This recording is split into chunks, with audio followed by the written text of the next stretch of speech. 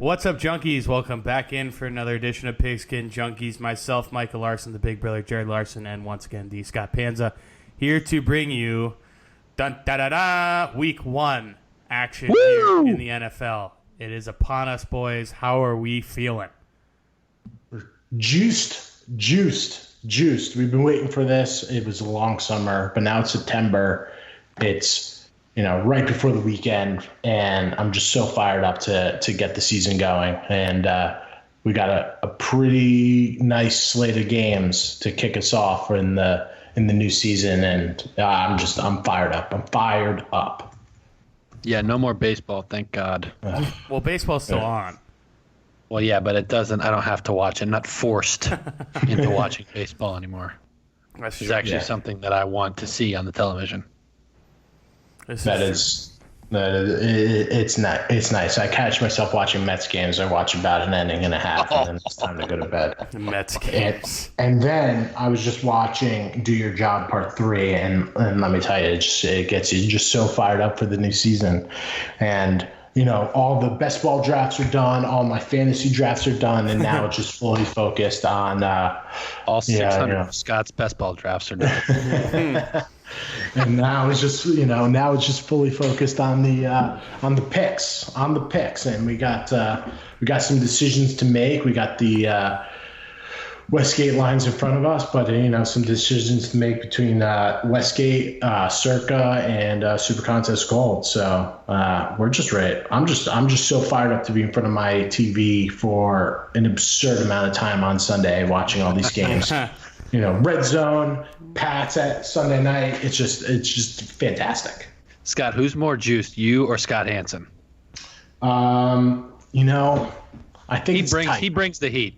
Scott Hansen brings the heat. I'll tell you, he has quite the job. And what has he been doing all offseason? Does he do side gigs? Just prep. I think just prep. Gargling honey and hot water. Prepare the book. What I want to know is, does he pee like in one of those things that they have for truckers that you like put over your pecker and it just turns it into like the goo? Because he sits there for like 9 hours. I think he says he just doesn't drink a lot of water and he just goes right before he goes on, and he doesn't have to take any bathroom breaks. I mean, God bless him. God bless him. Like no food, no water, and just bringing the heat. Legend. I'll be locked in on Sunday. Me and Scott Hansen have a date starting at 1 o'clock. Oh man! So how's he preparing right now for all of that? I don't know. I mean, I presume taking a lot of emergency,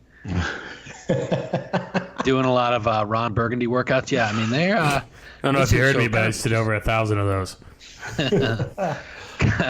Kind of back to the card. I mean, in golf, they call it the first hole like the handshake hole. It's kind of like, all right, we're getting this round underway, and this week is no handshake. Tough card, but that's the NFL. I mean, there's no gimmies in these, and week 1 is no different. So, college, I feel like you can kind of pick off pieces here and there, but with the NFL, everything is squarely in the purview of the lines makers.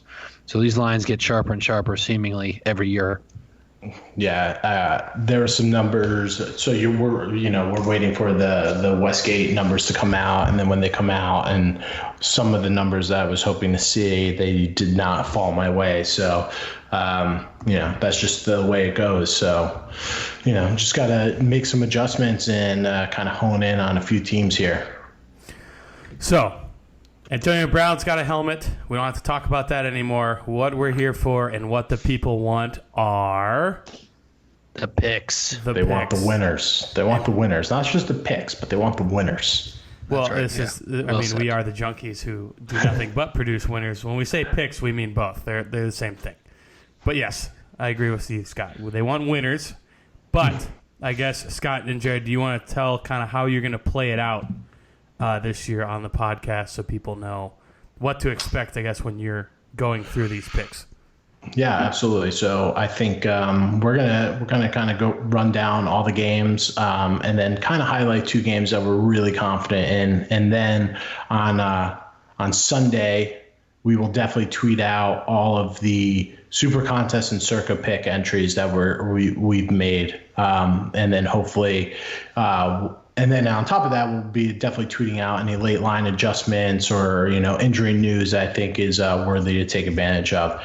And, last year I kind of had this routine where on Sundays after a nice workout, I kind of felt some real solid inspiration, and it led to a lot of winners between Jared and I. So definitely I'll be tweeting those out.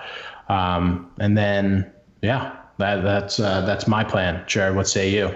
Yeah, I think the biggest thing is like you guys are betting all these different games and you maybe want to hear what our opinion is. And if we're only giving out our 5 picks, that doesn't really help you. So maybe we can give you a nugget here, a nugget there. That obviously doesn't mean that we're going to be playing every game, but just trying to give you all a little bit of insight as you think through the games that you're going to play, in addition to piggybacking on some of the stuff that we do. So that was the thought process behind giving you guys a little bit on everything as opposed to a lot on just a couple of games.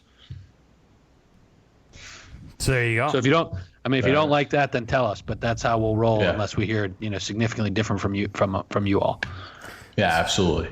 And, we're very responsive on Twitter. So anything anything that you're thinking or any feedback, we definitely welcome it. So with that being said, just a little precursor, I guess, or what's the word I'm looking for? Disclaimer. That's the word. Nice, not even in the pre-atmosphere. So premature. We're recording this on a Wednesday night. Scott and I have weddings this weekend to attend to, where normally we record this on a Friday, let all the information play out. So the first game on the card, Bears-Packers. We have a rule, obviously, on this show, no Thursday night football when it comes to the cards. So this is open, free talk. Bears-Packers celebrating 150 years of football. You're going to be sick and tired of hearing about it by the end of the night, but just buckle down and get ready because that's the way it's going to be. Spread is -3 in favor of the Bears. Fellas, what do we think? And then we'll see who the genie is when this plays on Saturday. I already bet the Packers. I did too. So, Packers. Ooh. There you have it. There it is. I'm going to go And we Bears gave it out on the preview. it. And we gave it out on the AFC, NFC East preview pod. So, no excuses. Play like a champion. Yeah. Play like a champ. Next up, my Minnesota Vikings -4 against the Atlanta Falcons. I mentioned during the preview pod, Dirk Cutter back as OC of the Falcons. He was 3-13 the last time he was OC of this team. They lost Tevin Coleman, but they shored up the offensive line. This is a game I'm fading. I probably don't want to lay the 4. If I was inclined to be on a side, I'd be on the Vikings because I think the defense has such an advantage versus the Falcons, who just give up a ton of yards historically to catching running backs. So I think this is a feast game for Dalvin Cook, a guy I'll probably focus on for DFS. The number is just a little too high for me. If it was down to 3, I'd probably lay the 3 with the Vikings, but I'm going to fade this one. I do like the Vikings, though.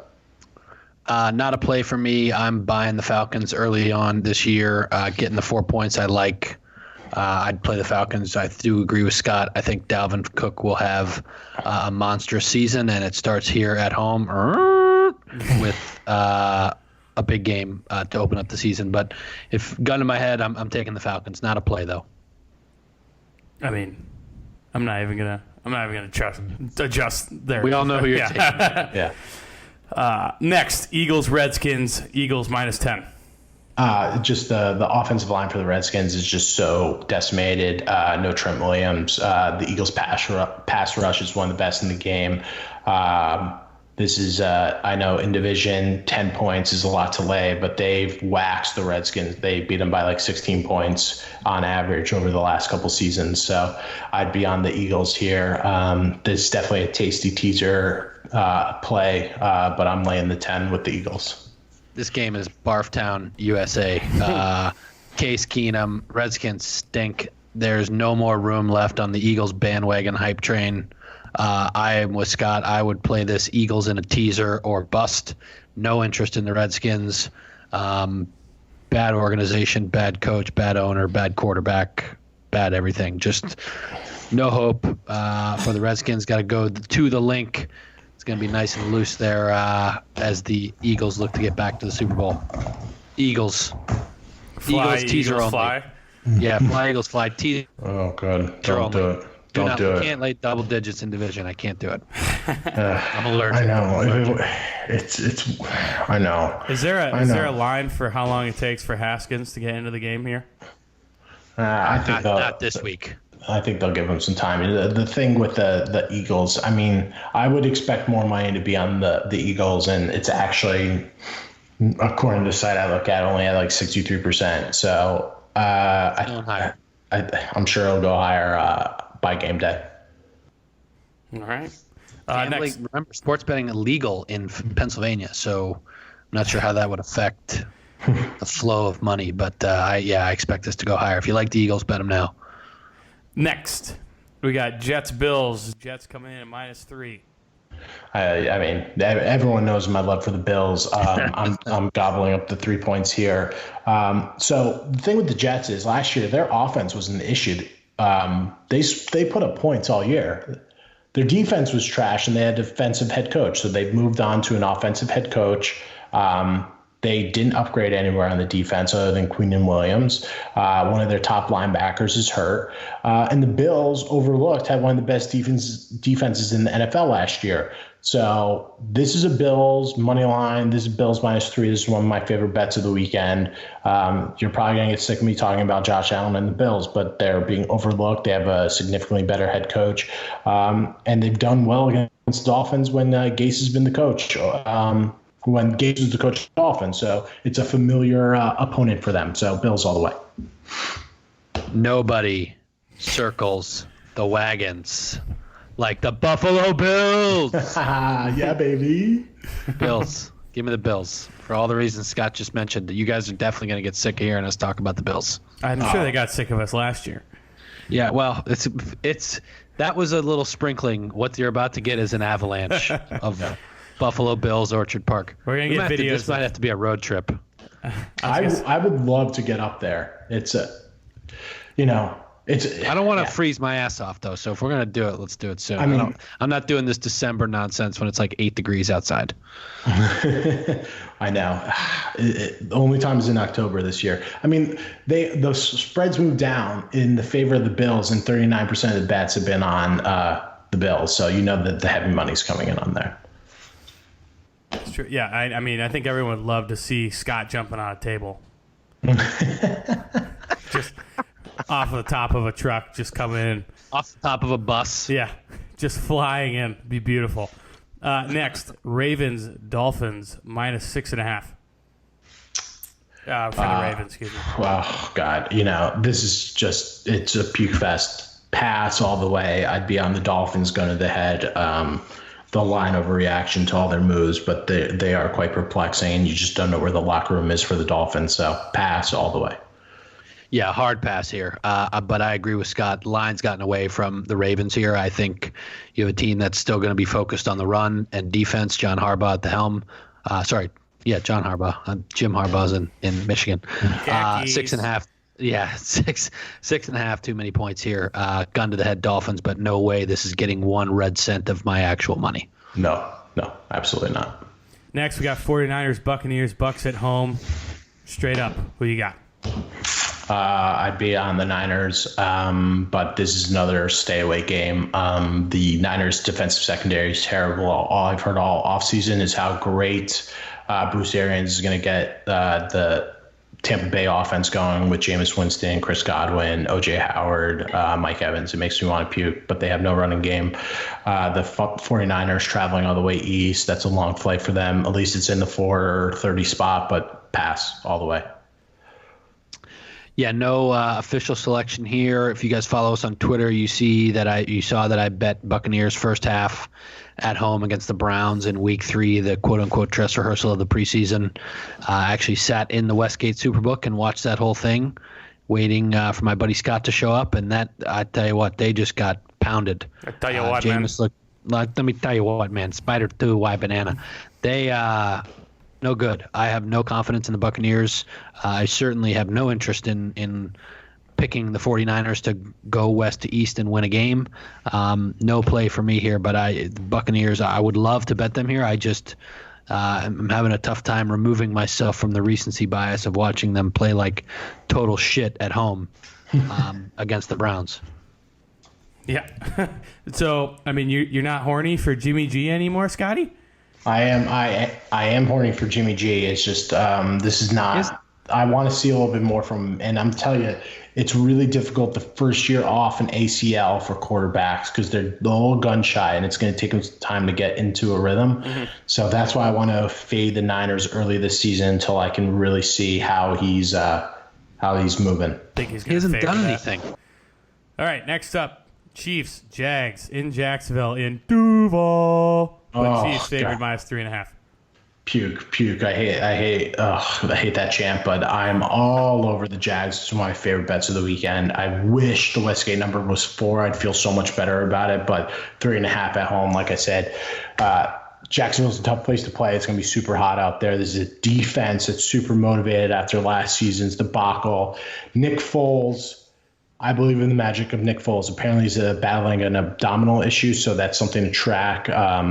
The news throughout the week, but I am all over the Jags in this one. I think they have a ton of weapons, and it's a Leonard Fournette season, and plus the Chiefs defense is just straight hot trash.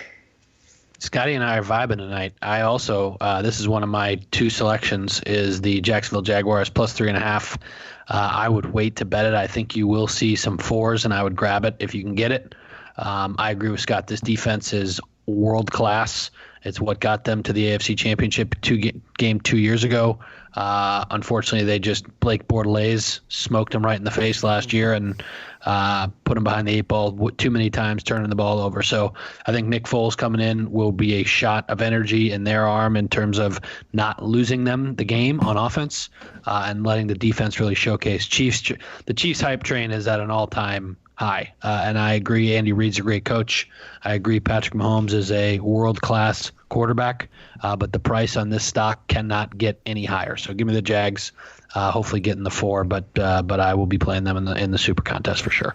I will too, but I'll tell you another thing. You know how many dopes, like if I go text my good close friend Mushface, he's going to be all about the Chiefs. And my 2 biggest mush friends, if they're going to be on a team like the Chiefs, that's the opposite of the team I want to be on. Give me the Jags all day. I think everyone on this podcast knows what mush you're talking about, and I think the mush knows, well, hopefully, if he's listening. But he's not big of a mush. He's probably not. Next, so Jared, it's funny you talk about America's favorite team, the hype train, everything. We got the football version of the 2016 Chicago Cubs here with the Cleveland Browns, the home team against the Titans, and the favorite at -5. So the hype train is real, and I'm all aboard the hype train right now. The biggest issue for the Titans is their two most important offensive linemen are going to be out for this game, one due to suspension, another not practicing and due to injury. So I want the Browns pass rush all over this Titans weaker offensive line. And I think that they will, last year the Titans gave up a lot of big plays in the secondary. Malcolm Butler, he was getting cooked out there. So I expect a big statement game from Baker Mayfield, a big statement game from Odell Beckham, big statement game from Nick Chubb, and the defense for the Browns showing up. And I think they're actually a pretty interesting fantasy stream for this weekend. If you didn't get your hands on the Eagles or the Cowboys or some of or the Seattle Seahawks.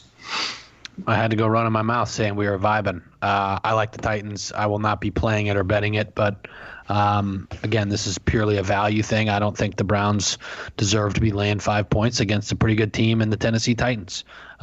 What Scott said about the offensive line certainly does give me reason for concern, but I think this is going to be an ugly game. Vrabel's made it pretty clear that he likes playing muddy, sloppy, ugly, and they can do it with their running game. So this is going to be a wait and see for me. I definitely will be tuned into this one. Browns got to show me before I'm interested in laying 5 points with them. Yep. Next, Rams, Panthers in Carolina -2.5. Can Cam Newton and Christian McCaffrey carry this team?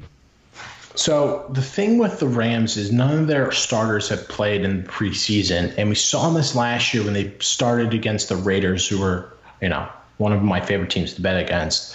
They went on the road and they started really sluggish. So they're traveling cross country. Another trend in the 1:00 start that I wouldn't feel too great about betting the Rams here. I wish this number was 3 in the contest because I'd be hopping all on the Panthers. So if you can find a 3 out there, I'm going to be in on it. I'm much more inclined. I'm very inclined to take the Panthers. It's under strong consideration for sure. I'm just this is a bad spot for the Rams traveling cross country. Not sharp. This could be a game that they let slip away. Yeah, everything Scott said. I think you'll see some 3s either on game day, potentially on Saturday. I would gobble those up if I could. West coming east. Really the first time that any of the Rams starters have played. Cam Newton, obviously a major question mark as it pertains to this line. I would want to see some type, as Micah said, we're recording early a little bit this week, or a little early this week.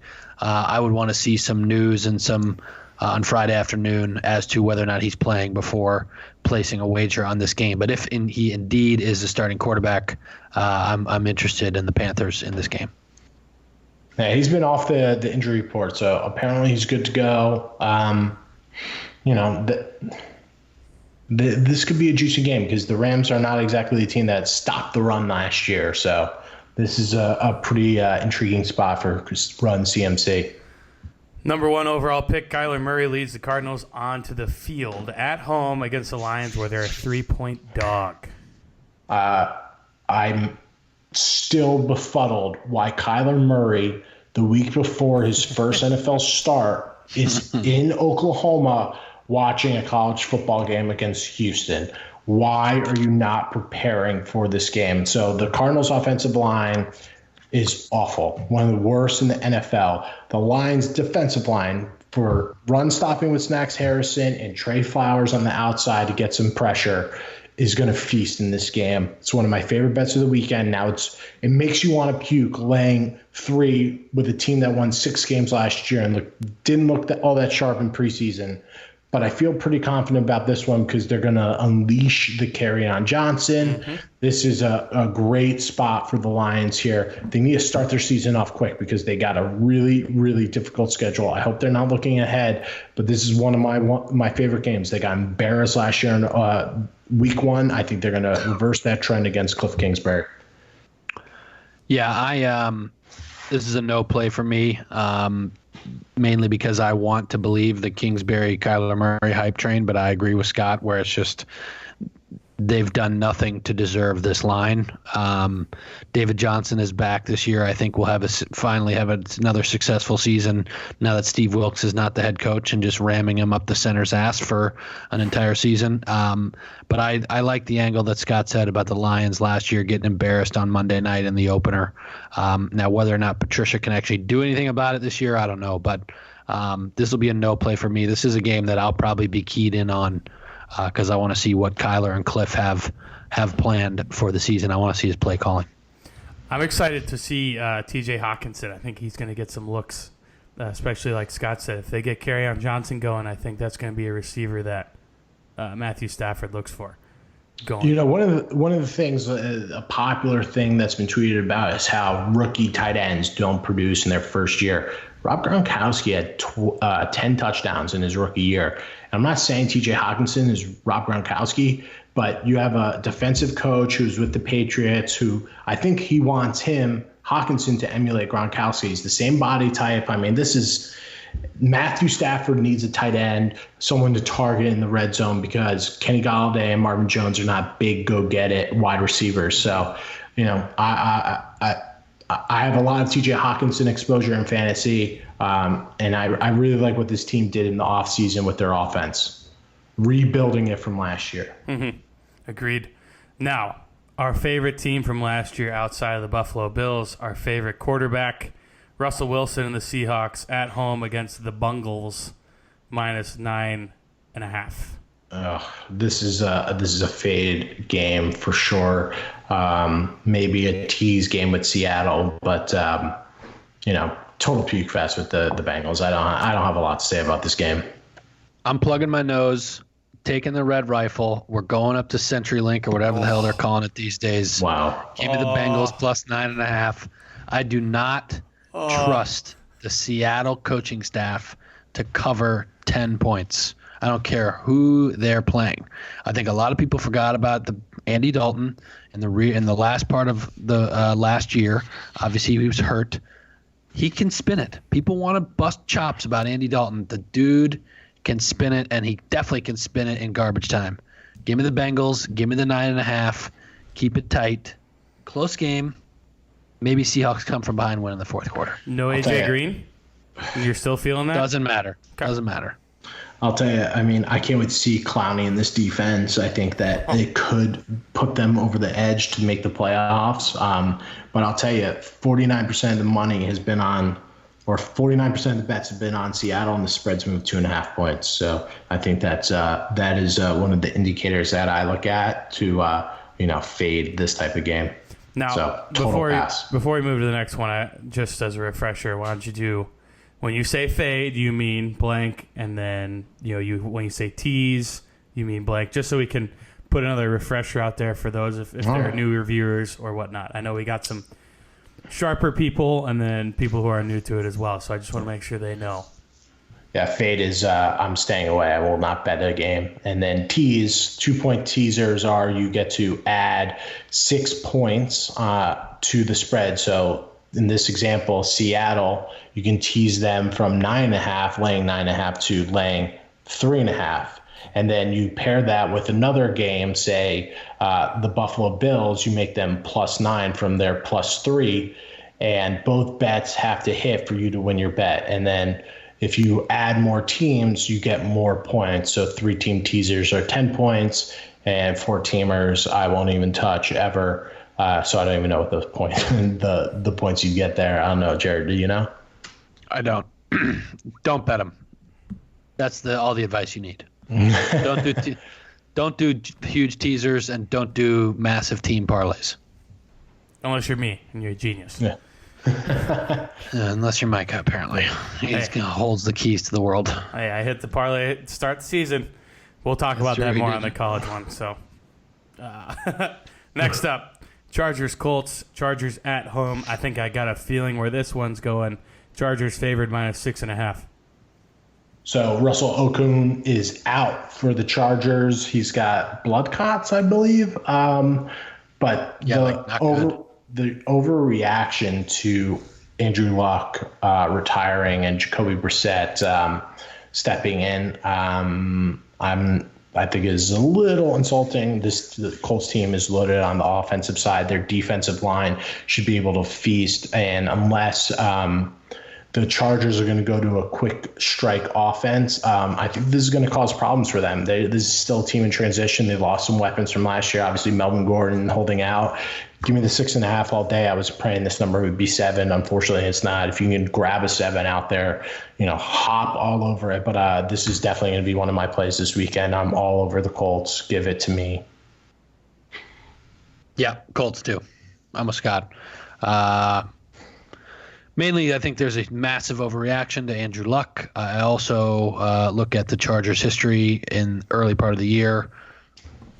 Significant underperformers over and over and over again. So at what point is the joke on you for continuing to bet on them? Bottom line, Phillip Rivers is exhausted this week. He had to get all his kids to school. So, yeah, all like 8 of them, right? How many did you have? I think 8, yeah. A ridiculous amount. Pray for him. Yeah. Next, Cowboys, Giants. The Cowboys with Zeke now on the team after sucking down Darjeeling for a couple weeks. -7, the boys. That's right. Hard pass on this one. Too much noise around the Cowboys. The Giants stink something awful, but I want no piece of this game. Don't really want to watch it, but apparently I'll be having to because it'll be on. But yeah, pass hard. I was gonna say you're definitely getting this one in the TV. Yeah, this is a red zone. The problem with the red zone at 4:00, there's only a handful of games. I guess at least there's 5 this weekend, so maybe it'll be a little bit better. But yeah, I don't want to watch this game. I don't want to bet it. Get it away from me. Forget both these teams. Yeah, this is a huge rivalry game, like right out of the gates. I agree with Scott. I don't think that the Cowboys can just turn the switch with Zeke and miraculously be fantastic. I have no interest in betting on the New York Football Giants at all. So no play here. I guess I'm allergic to laying points. So if you're forcing me to take a side, I'll take the Giants, but no interest whatsoever. Yeah. If you a gun to the head, I mean, just shoot me. I don't want to touch this one. That's how strongly I feel about fading that game. I would rather just have it be over than have it. For those of you who are wondering, Darjeeling tea is the answer. It's Western India is where that comes from. Just in case anyone was wondering what I was saying. Yeah, I was like, what are you talking about? That went way over my head. Well, yeah, that makes two of us. Well, okay, so it's a Toy Story quote, just to throw that one out there. So, Scott, I mean, I was trying to give you a movie toss-up, but... Let me tell you, I have a lot of LaShawn McCoy in fantasy, and I changed the name of one of my teams to Shady Acres, and I asked everyone in my office if they knew what that was from, and no one got it. But Ace Ventura is where Ray Finkel went. Yep. Shady Acres. Love that you know that, Micah. Oh yeah. Did you watch you guys Point in your Break movies? Yet? I have not watched Point Break yet. Oh my goodness! Watch Point Break. There are quite a few Shady Acres here in Florida. There's actually Shady Acres. Yeah, they're like mobile home retirement joints. Yeah. Oh, awesome. All the places that get it's an adult mobile home retirement spot. The places that get evacuated when the hurricanes come. Next up. Is that too soon? That's probably too soon. Yeah, that's probably way too soon. Yeah, sorry. My bad. Patriots Steelers. This will be a fun one. And Scotty, I know you're excited. Pat's favored -5.5. Juiced. But September Patriots are not the time to bet them, even at home. Ton of money. You know how public the Patriots are going to be. But the Steelers are bounce back year. Like I said on the pod earlier, I think Mike Tomlin, very realistic shot to be coach of the year if he can right this ship and get them back to the playoffs. And maybe if they get a first round bye, which I think is well within their grasp, I think he'll get it. So I'd be scooping the 5.5 right now and take the Steelers. Oh boy. The Pats are a team. Offense is in transition. Josh Gordon's definitely not in game shape. Demaryius Thomas, a little hammy injury. Julian Edelman, thumb issue. David Andrews out at center. I mean, the Patriots are going to be there at the end of the year, but I'm not laying 5.5 right now with this team in transition. Although their defense is absolutely stacked. One of the best defenses they had in years. Wow. 5.5 is a little too much. So this is a little bit of a teaser. Scott's going against his team in the pros this week. I will also be, going against my team in college, taking Tulane and the Green Wave. So if you listen to the college podcast, this is a little bit of a spoiler. But this is my second pick that I had written down was the Steelers +5.5. I feel way better about it after Scott just said that. I agree. Patriots. People are going to be like shocked when I say this. The Patriots do not care about winning this game, or at least they care significantly less than what they do about rounding into form as the playoffs come into. We've seen this time and time and time again. Belichick is much more concerned about getting his guys right and getting some type of rhythm as we work into weeks 12, 13, 14, 15, 16, 17. So this is he's not going to show them anything because guess who's probably going to be coming to town, to Foxborough, after 17 weeks is these Steelers at some point. So I'm taking the 5.5 points. I think this is a statement game for the Steelers. I agree with Scott. I think it bounced back from last year. I'd even dabble a little bit on the money line. I think it's like +210 or something like that. It's a nice price on the get back. Wow. But I mean, I do agree with you guys. I think anyone who really watches football knows if this game's being played in like January or later, I think you're going to be leaning towards the Pats. But I mean, September 5th or whatever. That's what I'm saying. Is no one is going to. That's what it's the Pats. It's like Nick Saban, but I won't say that, even though they got shut out for like a half against Duke. They just don't care. They slowly roll into it. Minutes. We'll talk about that later. Jared and I are really trying to lean into the college football, but we got to respect Scott here. Next up, Saints Texans. -7 for the Saints. Saving it. Saving Saints Texans. You're gonna have to check in for the recap on Sunday night to get your Monday morning drive time. Yeah. Oh, we're saving. Sorry. Yeah. Where's the rundown, Micah? I don't have. Well, I got the thing right in front of me, but it doesn't say when the games are being played. It just says. Classic ESPN. They have the 2 Monday nighters on the first weekend all year. Oh, what? I love it. They get this game at. How do you watch the Raiders Broncos game? How do you stay up for at that? 10:15? You will watch 4 snaps of that game. I will not watch 1 snap of that game. Actually, you're wrong. But what I will do is wake up at 2 a.m. and I'll check the score. Yeah. I'll check the box score. I'll calculate all the fantasy implications in my head and go back to bed. I'll feed the baby and I'll go to sleep. Yeah, this is not the first time that I've done this. But yeah, the 10:20 start is bedtime, way past bedtime. Yeah, Will you make it to the fourth quarter of the Saints-Texans game? I think I will make it to the fourth quarter, but I don't think I will need to, and that's a little, preview of my prediction for that one. A tantalizer. Yeah. Have to wait and see, folks. Yes. Oh man, who's calling the second game? Because I feel like Monday Night Football has That's really been Mullins' problem. struggling. Since Jason Witten's padding up on Sunday, because that's a thing. I think Steve Levy, who's been at ESPN for 26 years, is calling this game. I may be making that up, but I thought I saw a tweet about it, that he is calling this game, and it's like a dream of his. And I guess that's cool. I don't know. No. I was going to say, everyone Google it at the same time. Yeah, he's calling it. Yuck. Good for him. Steve Levy? Yeah, he does he- college games. Yeah, he does, and they're and he horrible. sucks. He's the out-of-shape version of Chris Fowler. That's fair. That's a good one. Scott. That's very fair. That's really good, actually. He's on the same level of Jared and I's favorite female broadcaster, Beth Mowins? Beth It was Mullins. Beth Mullins. Oh, Scott, if you've watched does. College Game Day, she's the first voice you hear. Good afternoon, everybody. This is Beth Mullins here to call the Live Big Ten games game on nobody cares about. You watch College Game Day, it's like this huge hype up show. It's awesome. And then Corso puts on the headset or the headgear, like, this is my pick. Woo! And then they like cut instantly to the noon kick, which is always like 2 terrible teams. And Nebraska versus, Iowa State. Or that's correct. Yeah, something like that.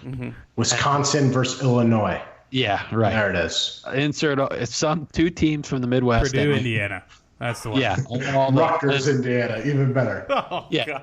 It's like Beth Mowins and some other dude, and I'm just like, this sucks. It used to be Beth and Joey Galloway, and that was like spooling Right. my eyes out. Is it Greasy now? Brian Greasy? I It think might it be is. greasy. Ugh. Either Wasn't way, Grease it's just called dry. the game with Herb Street. No, that's Fowler. Yeah, Chris Oh, Fowler. that's Fowler. Oh, okay. It's with Herb Okay. Street. I got beef. I got beef with Reese Davis because Yeah? he kicked Fowler off of Game Day. He said, "Look, I got money to go to FS1 and basically do this job, or you can get rid of Chris Fowler and keep me because I do your College Game Day for basketball. I do all this other stuff." And he went to Bama, so screw him. Hey, really quick for everyone, can everyone power rank their pre-game network to watch? What pre-game show that you will watch on Sundays? Ooh. Because you have Fox Sports, and Fox Sports has like 2 that lead into each other. One with like the B group, even though my man Colin Coward's on that, into the A group. You got CBS, you got ESPN, and you got the NFL Network. Go. Oh man, I only watch, quote, the B group on FS1. Oh yeah, I think the Fox thing is a shtick. I think they're all awful. I don't watch CBS because who's on there? Boomer Esiason, barf. Bill Cowher, Whoa. puke. Booms? We're hating on Booms now? Garbage, no takes. Phil Simms, gross.